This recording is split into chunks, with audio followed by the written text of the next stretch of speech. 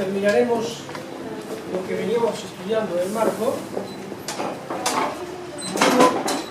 Cuando termine esta presentación os contaré la decisión que he tomado y que podemos seguir, si no seguimos el curso normal según el programa propuesto. Pero tengo algunas ideas distintas que he estado consultando con la licenciada.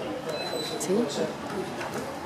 Bueno, recordáis que dejábamos ayer, a la última hora de la tarde, la secuencia del marco, ¿verdad? He querido empezar donde dejé ayer, ¿no? El comunicado, el lenguaje sale de la Casa Blanca, el comunicado sale de la Casa Blanca, con ese lenguaje dijimos que salía de la oficina de comunicación de la Casa Blanca, se distribuye a través de las rutinas propias del trabajo en la Casa Blanca y de las reacciones periodísticas, a través de la radio, periódicos, televisión, entra en el New York Times, lo cual no es poco, se habla de ello en todas las cadenas y el círculo se cierra, decimos ahí, cuando los demócratas caen en la trampa, y es natural que caigan porque la trampa estaba muy bien planteada. Ese era el rótulo, el título del plan de reforma fiscal del presidente, se llamaba alivio fiscal, no reforma fiscal. Y ellos también empiezan a hablar de alivio fiscal.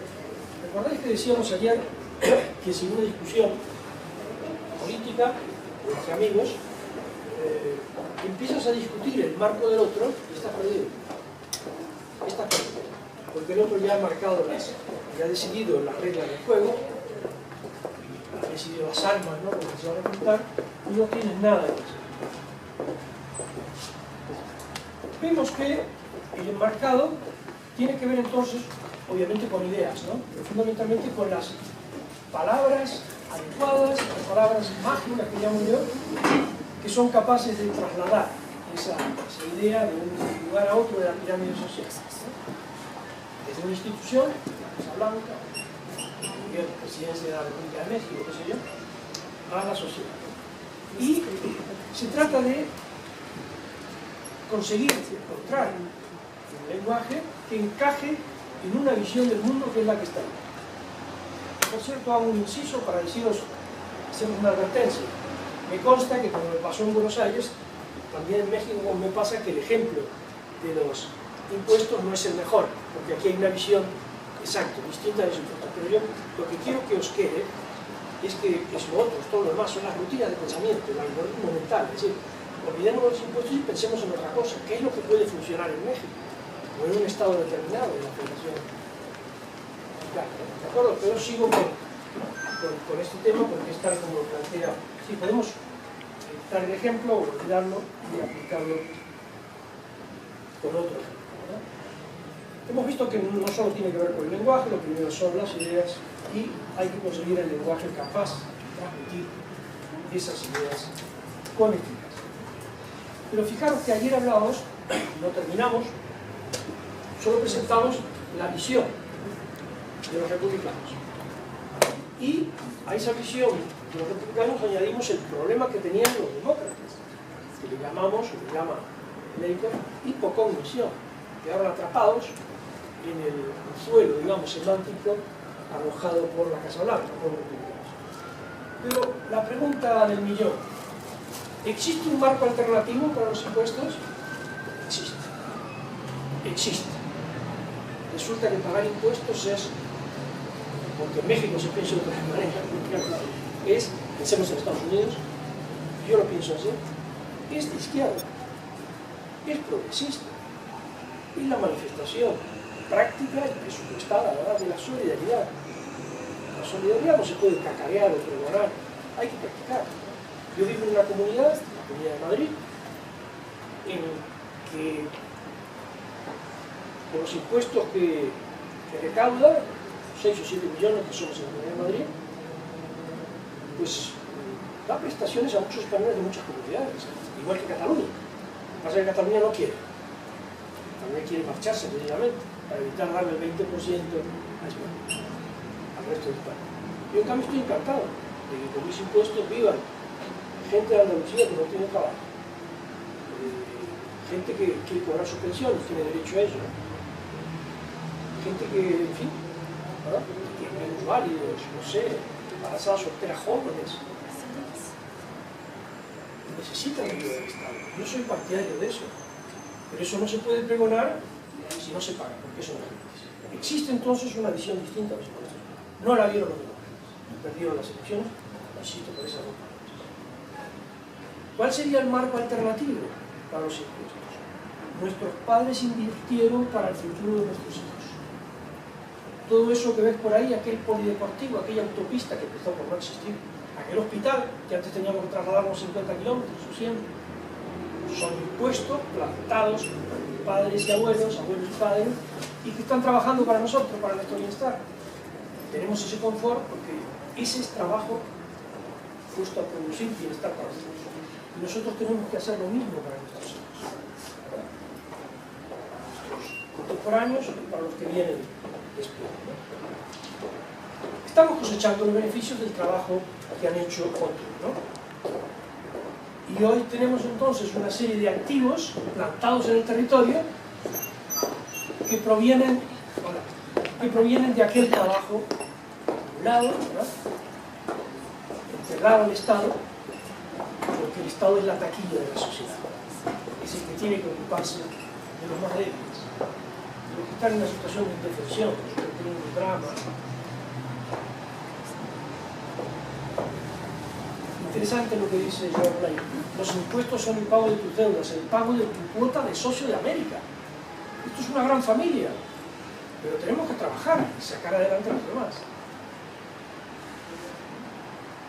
¿No se les ocurrió? Durante la campaña electoral se pusieron a hablar del alivio fiscal. Pagar impuestos entonces es progresista, pagar impuestos entonces es patriótico. Insisto, aunque aquí se puede opinar de manera distinta, que yo respeto porque ya me pasó en Buenos Aires. En Buenos Aires me sorprendió, ¿no? Me quedé un poco descolocado. Aquí ya contaba con eso. Desertar de tu país y no pagar tus deudas es una traición. Perdón, sí. Nada más para ejemplificar eso. En Derecho Fiscal estudiábamos una tesis sobre la doble tributación. Regularmente en México, cuando un ciudadano mexicano va a Estados Unidos y paga impuestos allá, aquí pides la devolución para solamente pagarle a un país. Está prohibido en México pagarle a dos. El caso inverso de un ciudadano norteamericano que pagó impuestos aquí en México y pidió la devolución, México la hizo.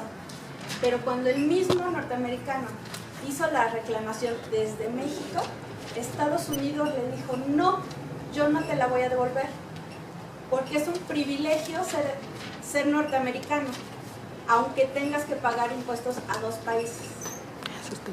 Y es una tesis de jurisprudencia donde no aplica la doble tributación. Lo ignoraba y te agradezco la explicación, ¿no? Porque no tenía idea de ese supuesto, ¿eh? Gracias, ¿no? Bien. Vemos entonces que existe, ¿no?, un marco distinto, ¿no?, para los impuestos. Pero el anzuelo que lanzó la Casa Blanca era muy atractivo. La gente tiende a pensar en, como hemos visto, en términos muy concretos, ¿no? Alivio fiscal, recordáis cuál era la secuencia, ¿no? Se ha producido un daño, un señor me produce un alivio, me ofrece un alivio y yo voy a tener más dinerito en el bolsillo, ¿no? Esto es un argumento que no hay que explicar. La gente lo entiende sin ninguna necesidad. Os voy a poner un segundo ejemplo, que me cuesta explicarlo a veces en España, probablemente también en México, porque no tenemos esa cultura. Pero bueno, se puede explicar. Leikov encuentra en el discurso del presidente otra cosa rara. Es el discurso del presidente Bush, hijo, sobre el Estado de la Unión. Escucho unas palabras que no entiendo. No entiendo por qué están en el discurso del presidente. Dice estas palabras el presidente: no necesitamos ningún justificante de permiso para defender a América. La negrita es mía, ¿verdad? Destacado el mía. No necesitamos ningún justificante de permiso para defender a América.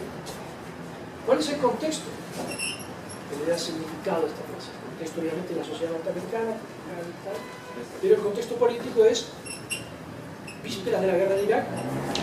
No sé si recordáis que los países pretendían una acción conjunta y amparada por el paraguas institucional legitimador de la ONU, y no por el unilateralismo americano al que nos tiene acostumbrado el imperio, cuando ejerce como imperio más que como democracia.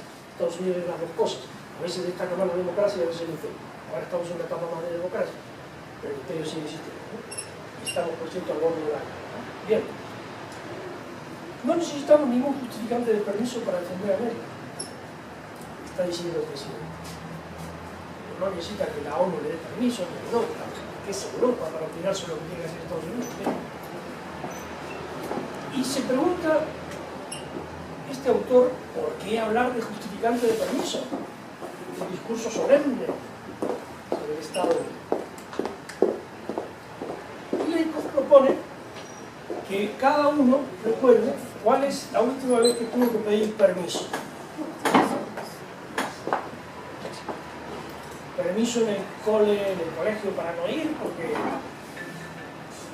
mamá está mala o porque papá le ha quitado una muela, lo que sea, ¿no? ¿Cuál es la última vez que uno ha tenido que pedir permiso? ¿Qué hay detrás de esto? Detrás de esto hay la metáfora de la nación como fútbol, de la nación como fútbol. Nos hemos hecho mayores y no necesitamos pedir permiso. Parece una tontería, pero si el autor del discurso añadió esa clausulita, pues tonto, perdido, o por algo la añadió. Y Leykov parte de la base de que sus asesores no son tontos. Tontos probablemente era el presidente, porque tenía poca luz, pero no era asesor, no los asesores, no los redactores. Entonces, esa es la metáfora que se pone a hacer. Si Estados Unidos es mayor de edad, no necesita permiso y puede ir a la guerra para defender, que además no habla de guerra, por cierto. Permiso para defender a América, que no es lo mismo que decir, vamos a la guerra.